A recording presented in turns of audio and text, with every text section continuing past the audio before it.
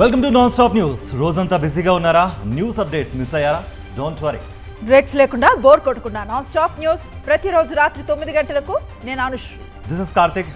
దివంగత మహానేత ఉమ్మడి ఏపీ మాజీ CM doctor YS Rajasekhara Reddy జయంతి సందర్భంగా ఇడుపులపాయలో వైఎస్ఆర్ ఘాట్ వద్ద వైఎస్ఆర్సీపీ అధినేత వైఎస్ జగన్మోహన్ రెడ్డి ఘనంగా నివాళులు అర్పించారు.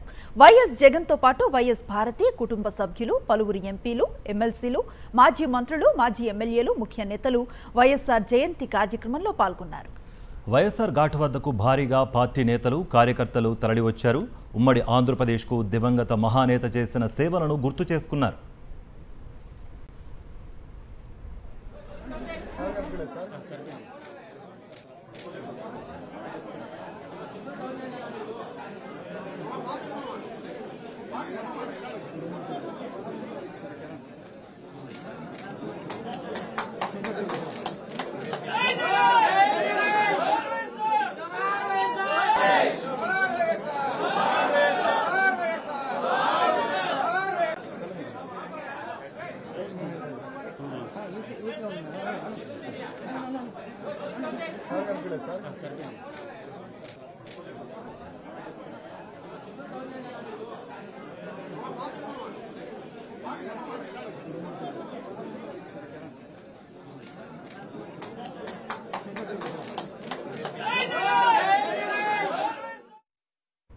వైఎస్ఆర్ 75వ జయంతి సందర్భంగా వైఎస్ఆర్సీపీ అధినేత వైఎస్ జగన్ ఆయన్ను స్మరించుకుంటూ సోషల్ మీడియాలో ఉద్వేగపూరిత పోస్ట్ చేశారు. నాన్న, మీ 75వ పుట్టినరోజు మా అందరికీ పండుగ రోజు. కోట్లాది కుటుంబాలు ఇవాళ మిమ్మల్ని జ్ఞాపకం చేసుకుంటున్నాయి. ప్రజా శ్రేయస్సు కోసం మీరు చూపిన మార్గం మాకు శిరోధార్యం అంటూ ఎక్స్లో ట్వీట్ చేశారు. జీవితాంతం మీరు పాటించిన క్రమశిక్షణ, చేసిన కఠోర శ్రమ, రాజకీయాల్లో మీరు చూపిన ధైర్య సాహసాలు మాకు మార్గం అంటూ స్మరించుకున్నారు. మీ ఆశయాల సాధనే లక్ష్యంగా, కోట్లాది కుటుంబాల క్షేమమే ధ్యేయంగా చివరి వరకు తాను కృషి కొనసాగుతుందని ట్వీట్ చేశారు వైఎస్ జగన్.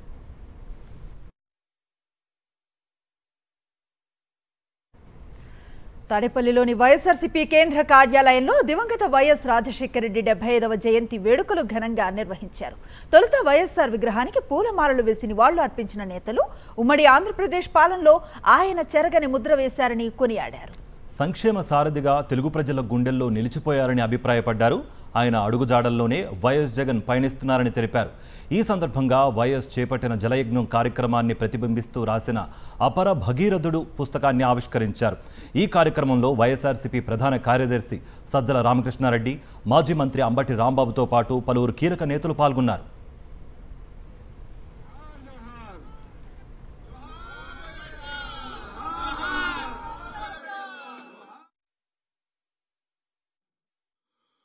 ఆయన చనిపోయి 15 ఏళ్ళు అవుతోంది.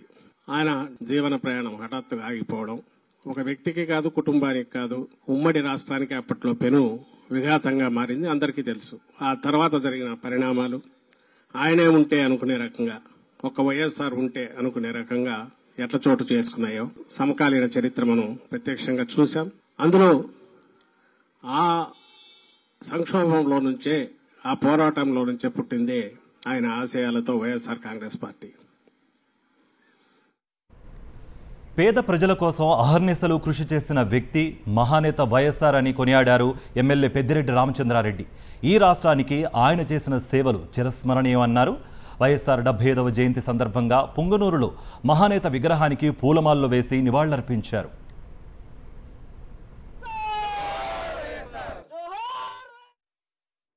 దివంగత ముఖ్యమంత్రి శ్రీ వైఎస్ రాజశేఖర రెడ్డి గారు ఈ రోజుకు 75వ జయంతి మనం ఈ నెలలో జరుపుకుంటూ ఉన్నాం. జూలై 8వ తేదీ. వారు పరమపదించిన, వారు ఈ రాష్ట్రానికి చేసిన సేవలు చిరస్మరణీయం. పేద ప్రజల కోసం అహర్నిశలు కృషి చేశారు. మరి వారు తప్పనిసరిగా ఎక్కడున్నా కూడా వారి హృదయం ఈ రాష్ట్రం మీద, ఈ రాష్ట్ర ప్రజల మీద ఎప్పుడు కూడా ఆలోచించే విధంగా పనిచేస్తుంది. మరి వారి ఆత్మశాంతి కలగాలని చెప్పి నేను మనసారా కోరుకుంటున్నాను. పేదల కోసం పరితపించిన వ్యక్తి వైఎస్ రాజశేఖర రెడ్డి అని కొనియాడారు విశాఖ వైఎస్ఆర్సీపీ నేతలు. వైఎస్ జగన్ కూడా వైఎస్ఆర్ ఆశయాలకు అనుగుణంగానే పరిపాలన చేశారని గుర్తు చేశారు. రాజశేఖర రెడ్డి విగ్రహాలను ధ్వంసం చేసిన ప్రజల గుండెల్లో నుంచి ఆయన్ను వేరు చేయలేరన్నారు. విశాఖలో దివంగత నేత వైఎస్ రాజశేఖర రెడ్డి 75వ జయంతి వేడుకలు ఘనంగా జరిగాయి. బీచ్లో వైఎస్ విగ్రహానికి పూలమాలలు వేసి ఘనంగా నివాళులర్పించారు.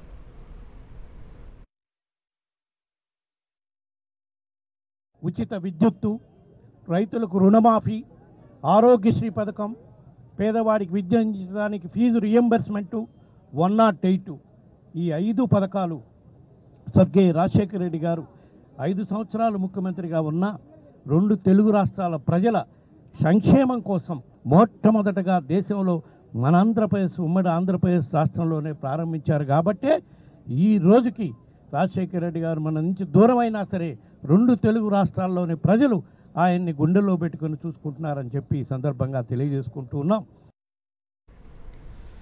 తెలుగు జాతిని నడిపించిన మహోన్నత నాయకుడు వైఎస్ఆర్ అన్నారు మాజీ ఎమ్మెల్యే భూమన కరుణాకర్ రెడ్డి.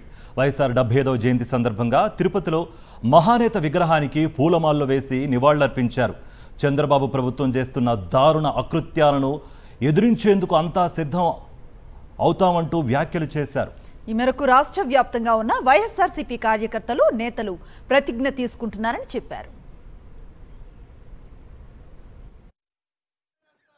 కోస్తాంధ్ర వ్యాప్తంగా దివంగత వైఎస్ రాజశేఖర రెడ్డి 75వ జయంతి వేడుకలు ఘనంగా నిర్వహించారు.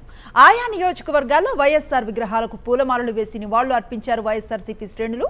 ఈ సందర్భంగా భారీ ఎత్తున సేవా కార్యక్రమాలను చేపట్టారు. వైఎస్ రాజశేఖర రెడ్డి హయాంలో సమైక్య ఆంధ్రప్రదేశ్ను సంక్షేమ రాజ్యంగా మార్చేశారని నేతలు కొనియాడారు. రైతు రుణమాఫీ, ఫీజు రియంబర్స్మెంట్, ఆరోగ్యశ్రీ సంక్షేమ కార్యక్రమాలు బడుగు బలహీన మధ్యతరగతి ప్రజల జీవితాలను సమూలంగా మార్చేశాయని తెలిపారు.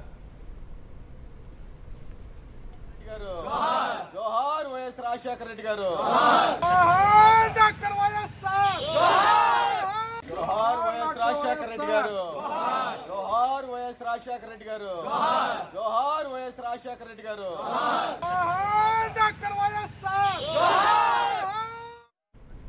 రాయలసీమలో దివంగత మహానేత వైఎస్ రాజశేఖర రెడ్డి జయంతి వేడుకలు వైఎస్ఆర్సీపీ శ్రేణులు ఘనంగా నిర్వహించాయి. మాజీ మంత్రులు, ఎమ్మెల్యేలు, ముఖ్య నేతలు వేడుకల్లో పాల్గొన్నారు. రాజకీయాల్లో సేవా దృక్పథానికి అసలైన నిర్వచనం ఇచ్చిన మహనీయుడు వైఎస్ఆర్ అని ప్రశంసించారు. వైఎస్ రాజశేఖర రెడ్డి అన్ని వర్గాల ప్రజలను దృష్టిలో పెట్టుకుని ఎన్నో రకాల పథకాలు అమలు చేశారని, తద్వారా ప్రజల గుండెల్లో చిరస్థాయిగా నిలిచిపోయారని నేతలు కొనియాడారు. ఎన్నో సాగునీటి ప్రాజెక్టులు చేపట్టి రాయలసీమకు తాగు, సాగునీటిని అందించారని గుర్తు చేసుకున్నారు.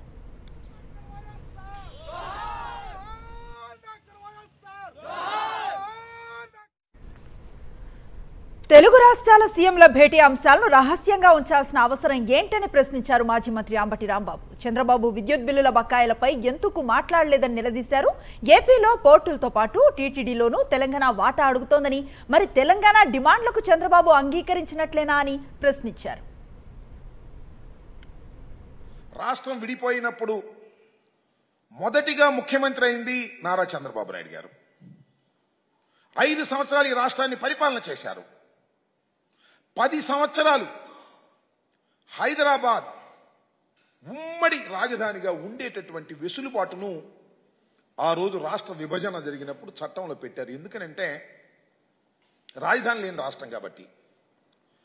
ఇన్ఫ్రాస్ట్రక్చర్ ఏర్పడిన తర్వాత 10 సంవత్సరాల ఇన్ఫ్రాస్ట్రక్చర్ పూర్తి చేసుకొని అప్పుడు హైదరాబాద్ నుంచి తరలి వెళ్ళిపోతారు అనేటువంటి భావనతో ఆ ప్రొవిజన్ పెట్టారు. ఆ అవకాశాన్ని మనకిచ్చారు విడిపోయినటువంటి రాష్ట్రంగా.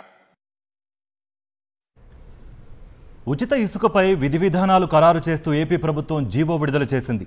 కొత్త ఇసుక విధానాన్ని రూపొందించే వరకు ఈ విధి విధానాలు వర్తిస్తాయని పేర్కొంది. ఇసుక తవ్వకాల నిమిత్తం జిల్లా కలెక్టర్ చైర్మన్గా జిల్లా స్థాయి కమిటీలు ఏర్పాటు చేయాలని ప్రభుత్వం ఆదేశించింది. ఈ కమిటీల్లో జిల్లా ఎస్పీ, సంయుక్త కలెక్టర్ సహా వివిధ శాఖలకు చెందిన జిల్లా స్థాయి అధికారులు ఉండాలని పేర్కొంది. జిల్లాలోని స్టాక్ పాయింట్లను స్వాధీనం చేసుకోవాలని కమిటీలకు సూచించింది. రాష్ట్రంలో వివిధ స్టాక్ పాయింట్స్ లో 49 లక్షల మెట్రిక్ టన్నుల మేర ఇసుక అందుబాటులో ఉందని ప్రభుత్వం వెల్లడించింది.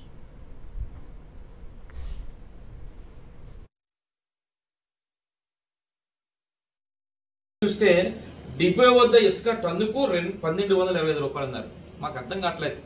ఉచితంగా ఇసుక అని చెప్పి ఒక 4 నెలల నుంచి కూడా ఎన్నికల ప్రచారంలో చేస్తున్న సందర్భంగా ఈరోజు రైతులందరూ కూడా ఉచితంగా ఇసుక ఇస్తారని చెప్పంటే ఇక్కడ రేట్ పెట్టారు 1225 రూపాయలు ఒక టన్నుకి.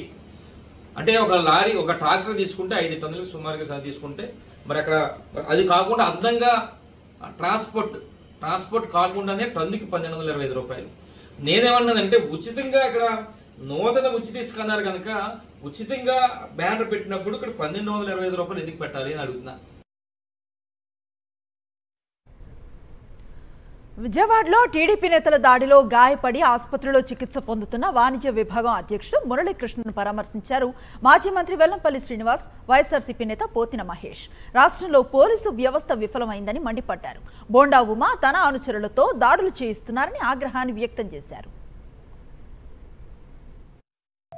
చంద్రబాబు, పవన్ కళ్యాణ్ ఈ కూటమి నేతలంతా కలిసి వైఎస్ఆర్సీపీ శ్రేణుల మీద దాడులు చేస్తున్నారు. ఈ దాడుల్ని ఏ ఒక్కరు కూడా ఏ పోలీస్ డిపార్ట్మెంట్ కూడా ఆపే పరిస్థితి లేదు. నిన్నగాక మొన్న మా కార్పొరేటర్ భర్త మైలవరం దుర్గారావు చెరువు సెంటర్లో నడి రోడ్డు మీద సుత్తి పెట్టి కొడితే పోలీసుల నుంచి సరైన స్పందన లేదు. మేము ఆల్రెడీ ఇప్పటికీ గవర్నర్ గారు కంప్లైంట్ ఇచ్చున్నాం, అదేవిధంగా సిపి కంప్లైంట్ ఇచ్చున్నాం, అదేవిధంగా రాష్ట్రపతి గారికి ఇచ్చాము. ఈ రాష్ట్రంలో అసలుకి లా అండ్ ఆర్డర్ ఉందా లేదా అనేది అర్థం కాని పరిస్థితి. టీడీపీ దాడులపై ఫైర్ అయ్యారు మాజీ డిప్యూటీ సీఎం నారాయణస్వామి. వైఎస్ఆర్సీపీకి ఓటేసిన దళితులపై దాడులు చేస్తున్నారని మండిపడ్డారు. మంచి చేస్తారని ఓటేస్తే దాడులు చేయడం ఏంటని ప్రశ్నించారు. మోదీ, చంద్రబాబుకు వ్యతిరేకంగా పోటీ చేసిన ఎంపీ, ఎమ్మెల్యే అభ్యర్థులను కాల్ చేయాలని ప్రధాని మోదీని రిక్వెస్ట్ చేస్తున్నామంటూ భావోద్వేగానికి గురయ్యారు. అందరినీ కాల్ చేస్తే వచ్చే ఎన్నికల్లో కూటమే సునాయాసంగా గెలుస్తుందని, అదే కదా మీకు కావాల్సిందంటూ నిలదీశారు నారాయణస్వామి. పేదవాడు ఎవడైతే ఓటేసాడో కసి పెట్టుకుని అక్కడ పోయి వాళ్ళని గలట చేసి అక్కడ వాళ్ళ ఇంటిని కూలుస్తూ, ఈరోజు ఒకటి చూసిన పద్మావతమ్మని ఒక ఆమె ఇల్లు కూల్చి పారేస్తారు. రకరకాలుగా ఇది చేసేదాని వల్ల వాళ్ళకి ఏమి లాభమో నాకు అర్థం కల. నేను డాక్టర్ అంబేద్కర్ యొక్క సాక్షి ఆయన పైన సత్యం చేస్తున్నాను మోడీ గారికి, దయచేసి మీరు కూటమిలో వచ్చారు, పేదవాడికి ఓటు హక్కు లేకుండా చేసేయండి. పేదవాడికి ఓటు హక్కు కానీ తీసేస్తే పేదవాడు గమ్మునైనా ఉండిపోతాడు. పేదవాడికి ఓటు హక్కు ఉన్నప్పుడు తన ఓటును ఎవరికి వేసుకుంటే మీదేం పోతుంది, మీరు గెలిచారు మంచి చేయండి, మేము తిరగకూడదంటే మమ్మల్ని కాల్చిపారేయండి. అయ్యా నేను ప్రైమ్ మినిస్టర్ అడుగుతున్నా, దయచేసి మీ లీడర్లకి అందరూ కూడా విజ్ఞప్తి చేస్తున్నా, మేము లీడర్లుగా ఉన్న వాళ్ళు, ఎమ్మెల్యేగా కంటెస్ట్ చేసిన వాళ్ళందరినీ కూడా వైఎస్ఆర్ పార్టీలో కంటెస్ట్ చేసిన లీడర్ని, ఎమ్మెల్యేని కాల్చేయండి ముందు. అనంతపురం జిల్లాలో దళితుడిపై ప్రతాపం చూపించారు టీడీపీ నేతలు. వెడపనకల్లు మండలం సి మల్లాపురంలో నాగరాజ్ అనే దళితుడిని కులం పేరుతో దూషిస్తూ కొట్టి పచ్చని పంటలను ట్రాక్టర్తో దున్నేశారు. గతంలో వాలంటీర్గా పనిచేసిన నాగరాజు కూటమి ప్రభుత్వం వచ్చిన తర్వాత ఉద్యోగం పోవడంతో 2.5 లక్షల పెట్టుబడి పెట్టి మొక్కజొన్నను సాగు చేస్తున్నాడు. అయితే అదే గ్రామానికి చెందిన టీడీపీ వర్గీయులు నాగరాజు కౌలు చేస్తున్న పొలం తమదంటూ దౌర్జన్యానికి దిగారు. ట్రాక్టర్తో పొలాన్ని పూర్తిగా దున్నివేశారు. దీనిపై పోలీసులకు ఫిర్యాదు చేసినా పట్టించుకోలేదని నాగరాజు ఆవేదన వ్యక్తం చేశాడు.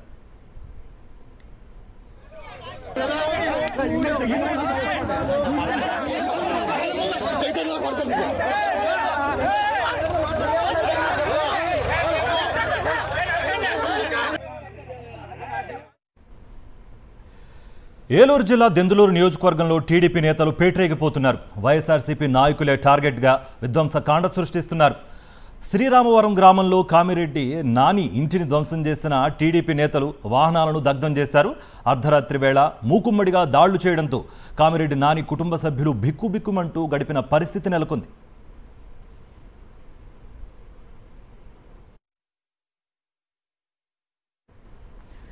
అనకాపల్లి జిల్లా పాయకరావుపేటలో హోంమంత్రి అనుచరులు టీడీపీ నేతలు రెచ్చిపోయారు. అన్నవరం గ్రామంలో బర్న్ రెస్టారెంట్ మేనేజర్ సిబ్బందిపై టీడీపీ నేతలు దాడి చేశారు. 2 రోజుల క్రితం జరిగిన దాడిపై ఇప్పటి వరకు పోలీసులు ఎలాంటి చర్యలు తీసుకోలేదని వాపోతున్నారు హోటల్ సిబ్బంది.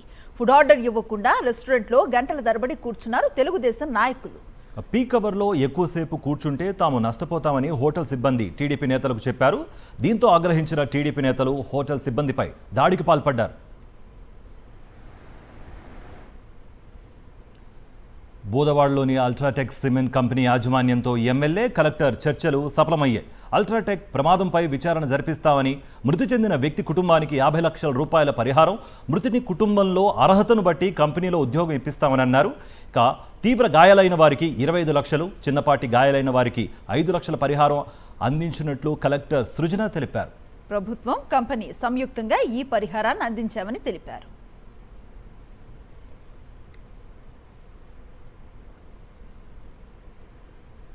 ఎన్టీఆర్ జిల్లా బోదవాడ వద్ద మాజీ ఎమ్మెల్యే సామినేని ఉదయభానును పోలీసులు అడ్డుకున్నారు. అల్ట్రాటెక్ సిమెంట్ కర్మాగారంలో ప్రమాద ఘటన బాధితుల కుటుంబాలను పరామర్శించేందుకు వెళుతూ ఉన్న ఉదయభానును పోలీసులు అడ్డుకోవడంతో ఉద్రిక్త వాతావరణం నెలకొంది. గ్రామంలోకి రాకుండా గ్రామ శివారులోనే పోలీసు వాహనాలను అడ్డుగా పెట్టి ఉదయభానును అడ్డుకోవడంతో ఆయన ఆగ్రహాన్ని వ్యక్తం చేశారు.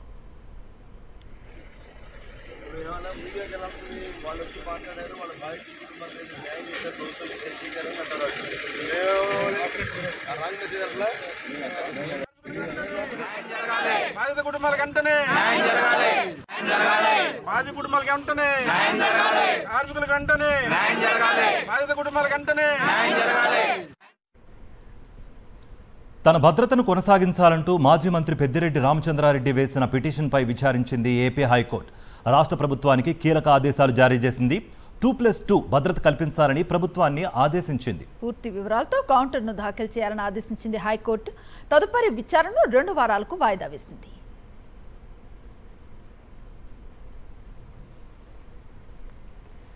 ఆపరేషన్ ఆకర్ష్ స్పీడ్ను పెంచింది కాంగ్రెస్ పార్టీ. బీఆర్ఎస్ ఎమ్మెల్యేలు, ఎమ్మెల్సీలతో కాంగ్రెస్ సంప్రదింపులు కొనసాగుతూనే ఉన్నాయి. త్వరలోనే ఎమ్మెల్యే కోటాలో ఎన్నికైన బీఆర్ఎస్ ఎమ్మెల్సీ కూడా కాంగ్రెస్ కండువాను కప్పుకునే అవకాశం కనిపిస్తోంది. అటు గ్రేటర్కు చెందిన ఓ బీఆర్ఎస్ ఎమ్మెల్యే తన ఇంటి దగ్గర బీఆర్ఎస్ ఫ్లెక్సీలను తీసివేయించారు. మంత్రి పొంగులేటి శ్రీనివాసరెడ్డితో ఆయన భేటీ కూడా అయ్యారు. మరోవైపు సీఎం రేవంత్తో బీఆర్ఎస్ ఎమ్మెల్సీ చెల్లా వెంకట్రామరెడ్డి భేటీ ఆసక్తికరంగా మారింది. తెలంగాణలో కొన్ని కార్పొరేషన్లకు చైర్మన్లను ప్రకటించింది రాష్ట్ర ప్రభుత్వం.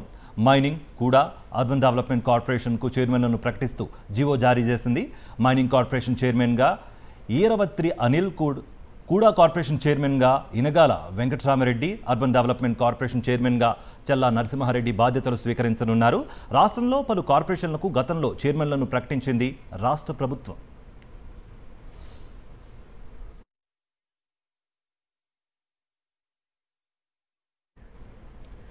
కాంగ్రెస్ ప్రభుత్వం అనాలోచిత తీరుతో చిరుద్యోగులు రోడ్డున పడ్డారని మల్కాజ్గిరి ఎంపీ ఈటెల రాజేందర్ మండిపడ్డారు. ఫిర్జాదిగూడ మున్సిపాలిటీలో పర్వతపురంలో కూల్చివేతలు అక్రమమని ఆగ్రహాన్ని వ్యక్తం చేశారు. అనుమతులు ఇచ్చిన అధికారులపై కేసులు పెట్టాలన్నారు. పేదల మీద ప్రభుత్వం దండయాత్ర చేయటం న్యాయమా అని ప్రశ్నించారు. ప్రభుత్వం చేస్తున్న దుర్మార్గాన్ని బీజేపీ అడ్డుకుంటుందన్నారు ఎంపీ ఈటెల.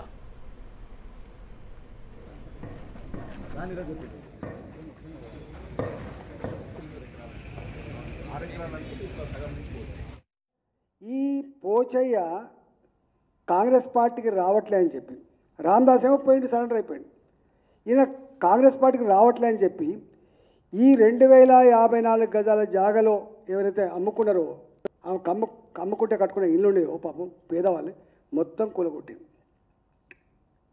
నేను ఆల్రెడీ ఎంపీగా అయిన తర్వాత వెంటనే చెప్పిన, పేదోళ్ళ ఇళ్ళకు జోలికి పోకండి, మీరు అంటే నోటీస్ ఇవ్వండి అని చెప్పి. హైదరాబాద్ ఫిర్జాదిగూడలో ఇళ్లను కూల్చివేయడంపై ఎక్స్లో స్పందించారు మాజీ మంత్రి కేటీఆర్. మేడ్చల్ మాజీ ఎమ్మెల్యే సుధీర్ రెడ్డి ఏం ఆశించి ఈరోజు కూలగొట్టించాడో ఓసారి విచారణ చేపించండి అంటూ సీఎం రేవంత్ను డిమాండ్ చేశారు. ప్రజాపాలనలో ప్రజలకు మద్దతు వెళ్లిన బీఆర్ఎస్ నాయకులను పోలీసులతో నిర్బంధించడం సరికాదంటూ మండిపడ్డారు మాజీ మంత్రి కేటీఆర్.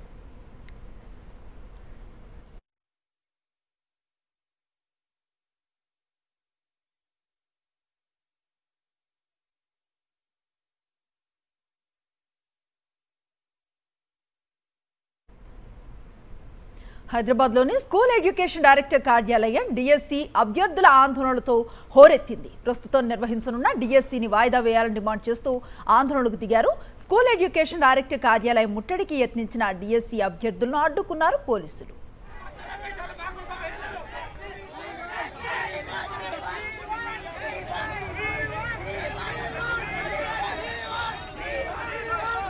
డిఎస్సి అభ్యర్థులు చేపట్టిన నిరసనలకు తెలంగాణ ప్రభుత్వం వెనక్కు తగ్గలేదు. స్కెడ్యూల్ ప్రకారమే డిఎస్సి పరీక్షలు నిర్వహించేందుకు పాఠశాల విద్యాశాఖ సంసిద్ధమైంది. ఈ నెల 18 నుంచి వచ్చే నెల 5వ తేదీ వరకు డిఎస్సి పరీక్షలు నిర్వహించనున్నారు. ఈ నెల 11వ తేదీ సాయంత్రం 5 గంటల నుంచి హాల్ టికెట్లు డౌన్లోడ్ చేసుకునేందుకు అవకాశం కల్పించారు.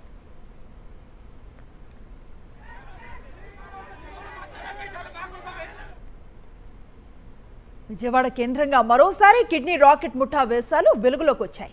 గుంటూరు ఎస్పీ కార్యాలయంలో ఓ బాధితుడు పోలీసులకు ఫిర్యాదు చేశాడు. బాధితుడు గుంటూరుకు చెందిన మధుబాబు ఆర్థికంగా ఇబ్బందులు పడుతున్నాడు.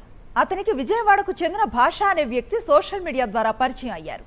కిడ్నీ ఇస్తే 30 లక్షలు ఇప్పిస్తామని ఒప్పందం చేసుకున్నాడు. అందులో భాగంగా ఈ నెల మొదటి వారంలో విజయవాడలోని విజయ సూపర్ స్పెషాలిటీ ఆసుపత్రిలో ఆపరేషన్ చేసి కిడ్నీ తీసుకున్నారు. ఒప్పందం ప్రకారం 30 లక్షలు ఇవ్వాల్సి ఉండగా కేవలం 1,10,000 మాత్రమే ఇచ్చారు. మిగిలిన డబ్బు అడిగితే ఆ ముఠా బెదిరింపులకు గురి చేస్తోందని చెప్పాడు సదరు బాధితుడు. తనకు డబ్బులు ఇవ్వకుండా డాక్టర్ శరత్ బాబు మధ్యవర్తి భాష మోసం చేశారని బాధితుడు వాపోయాడు. విశాఖలో బాలిక హత్య కేసులో నిందితుడి ఆచూకీ ఇంకా దొరకలేదు. నిందితుడు సురేష్ కోసం వేసిన 12 బృందాలు విఫలమయ్యాయనే విమర్శలు వినిపిస్తున్నాయి. ఈ కేసుకు సంబంధించి హోంమంత్రి ప్రకటన చేసి 48 గంటలవుతోంది. అయినప్పటికీ నిందితుడి ఆచూకీని కనిపెట్టడంలో పోలీసు యంత్రాంగం విఫలమైందనే విమర్శలు ప్రజల నుంచి వినిపిస్తున్నాయి. అటు సురేష్ ఆచూకీ తెలిపిన వారికి 50,000 పారితోషికాన్ని ప్రకటించారు పోలీసులు. నిందితుడి పాత కొత్త ఫోటోలను విడుదల చేశారు. హైదరాబాద్లో ధన్వంతరి ఇంటర్నేషనల్ ఫౌండేషన్ పేరుతో భారీ మోసం వెలుగులోకి వచ్చింది. పెట్టుబడి పెడితే అధిక వడ్డీతో పాటు ఫ్లాట్లు ఇస్తామని ప్రజలను నిర్వాహకులు బురుడీ కొట్టించారు. ధన్వంతరి ఇంటర్నేషనల్ ఫౌండేషన్ 540 కోట్ల మేర డిపాజిట్లను సేకరించింది. బాధితుల ఫిర్యాదుతో నిర్వాహకుడు కమలాకర్ శర్మను పోలీసులు అరెస్ట్ చేశారు. ధన్వంతరి ఫౌండేషన్ ఆస్తులను అటాచ్ చేశారు సిసిఎస్ పోలీసులు. తిరుపతి రుయా ఆసుపత్రిలో నర్సుపై దాడి చేశాడు ఓ పేషెంట్. ఈ ఘటనలో స్టాఫ్ నర్సు తలకు తీవ్ర గాయం అవడంతో చికిత్సను అందిస్తున్నారు. ప్రస్తుతం ఆమె పరిస్థితి నిలకడగా ఉందని వైద్యులు తెలిపారు. నర్సుపై దాడి ఘటనపై ఆగ్రహాన్ని వ్యక్తం చేస్తూ రుయా ఆసుపత్రిలో సిబ్బంది ధర్నాకు దిగారు. దాడి చేసిన వ్యక్తిపై కఠిన చర్యలు తీసుకోవాలని, ఇలాంటి ఘటనలు పునరావృతం కాకుండా చర్యలు చేపట్టాలని డిమాండ్ చేశారు.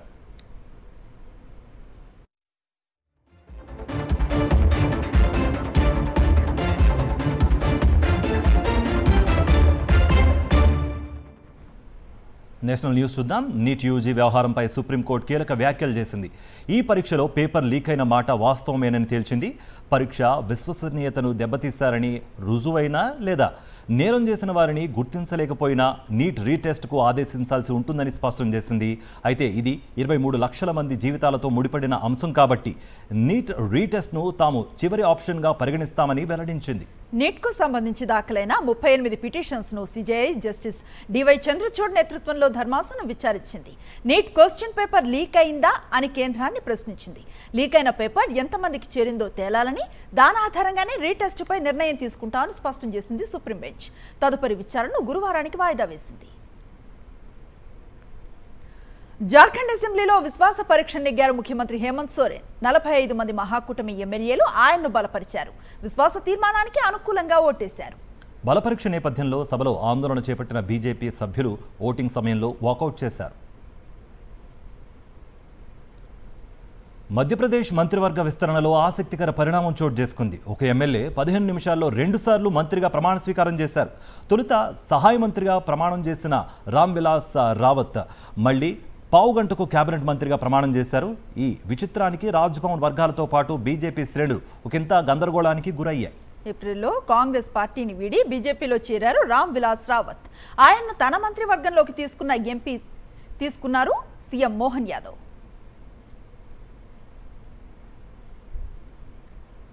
ఢిల్లీ లిక్కర్ పాలసీ స్కామ్ కేసులో అరెస్ట్ అయిన BRS MLC Kalvakuntla Kavitha bail పిటిషన్పై విచారణ వాయిదా పడింది. డిఫాల్ట్ బెయిల్ కోసం కవిత దాఖలు చేసిన పిటిషన్పై శుక్రవారం విచారణ చేపట్టనుంది రౌజ్ ఎవెన్యూ కోర్టు. గురువారంలోగా కౌంటర్ను దాఖలు చేయాలని సిబిఐకి ఆదేశాలు జారీ చేసింది. ఉత్తరప్రదేశ్లో కుండపోత వర్షాలు కురుస్తున్నాయి. పలు ప్రాంతాలు వరద విలయంలో చిక్కుకుపోయాయి. భారీ వర్షాల దాటికి శారదా నదికి వరద పోటెత్తింది. పిలిభిత్ ప్రాంతంలో రైల్వే లైన్ కొట్టుకుపోయింది. రైల్వే ట్రాక్ కింద వరద నీరు ప్రవహిస్తోంది. దీంతో ఆ ప్రాంతంలో పలు రైళ్ల రాకపోకలు నిలిచిపోయాయి. ప్రయాణికులు తీవ్ర ఇబ్బందులను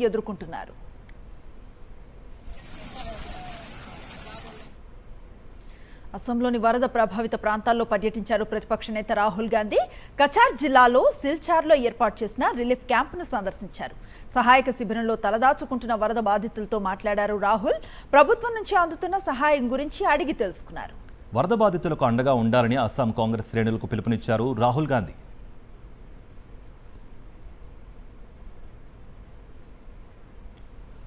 జమ్మూ కాశ్మీర్లో ఉగ్రవాదులకు సంబంధించి భారీ బంకర్ బయటపడింది. నిన్న కుల్గాం జిల్లాలోని చిన్నగాం వద్ద జరిగిన ఎన్కౌంటర్లో 4 హిజ్బుల్లా ముజాహిద్దీన్ ఉగ్రవాదులు హతమయ్యారు. అయితే వీరు కుల్గాం జిల్లాలో పిస్ట్రాల్ల ప్రాంతంలో రహస్య స్థావరాన్ని ఏర్పాటు చేసుకున్నారు. ఆ నివాసంలో ఫేక్ కప్ బోర్డును తయారు చేసుకున్నారు. ఆ కప్ బోర్డు నుంచి లోపల ఓ బంకర్ను ఏర్పాటు చేసుకున్నట్లుగా అధికారులు చెప్పారు. ఆ 4 ఉగ్రవాదులకు ఆశ్రయం కల్పించిన స్థానికుల ప్రమేయంపై కూడా దర్యాప్తు చేస్తున్నారు అధికారులు.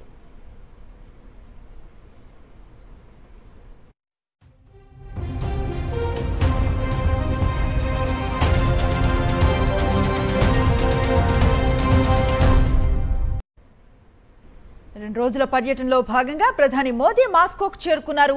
ప్రధాని Russia first deputy prime minister Denis Manturov ఆయనకు ఎయిర్పోర్ట్లో ఘన స్వాగతం పలికారు. అనంతరం రష్యన్ సేనలు ప్రధాని మోదీకి సైనిక వందనాన్ని సమర్పించాయి. ఉక్రెయిన్తో యుద్ధం మొదలైన తర్వాత ప్రధాని రష్యాకు వెళ్లటం ఇదే తొలిసారి. దీంతో మోదీ టూర్పై అంతర్జాతీయంగా పెద్ద చర్చ జరుగుతోంది. మాస్కోలో భారత్ రష్యా వార్షిక సదస్సు సహా పలు కార్యక్రమాల్లో పాల్గొంటారు ప్రధాని మోదీ.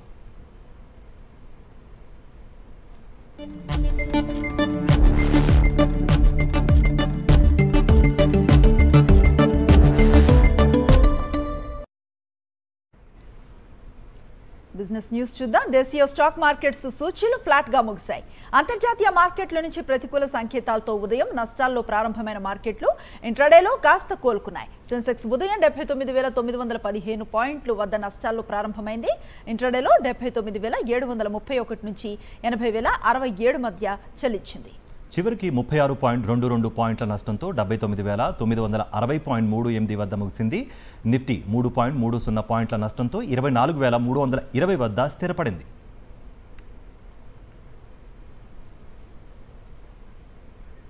గోల్డ్ రేట్స్ విషయానికి వస్తే బంగారం కొనుగోలు చేయాలనుకునే వారికి ధరలు షాక్ నుంచి స్వల్ప ఊరట లభించింది. వరుసగా పెరుగుతూ వస్తున్న గోల్డ్ రేట్లు ఇవాళ శాంతించాయి. క్రితం రోజుతో పోలిస్తే ఇవాళ పసిడి ధరలు స్థిరంగా కొనసాగుతున్నాయి. హైదరాబాద్, విజయవాడ మార్కెట్లో చూసుకుంటే బంగారం ధరలు స్థిరంగా ఉన్నాయి. ప్రస్తుతం 22 క్యారెట్ల 10 గ్రాముల గోల్డ్ రేటు 67,650 రూపాయలుగా ఉంది. ఇక 24 క్యారెట్ల గోల్డ్ రేటు ఏ మార్పు లేకుండా 73,800 రూపాయల వద్ద అమ్ముడవుతోంది. ప్రస్తుతం కిలో వెండి ధర హైదరాబాద్లో 99,200 వద్ద ట్రేడ్ అవుతోంది.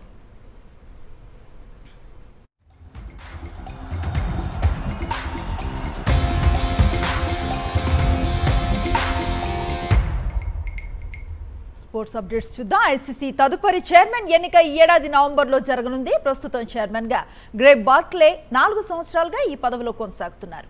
అతడు మరో టర్మ్ చైర్మన్ గా కొనసాగటానికి అర్హత ఉంది. అయితే BCCI secretary Jay Shah ICC chairman పదవి రేసులో ఉన్నట్లుగా తెలుస్తోంది. జయషా మద్దతుతోనే బార్క్లే ఐసీసీ చైర్మన్ అయ్యారు. Right TV non stop news updates.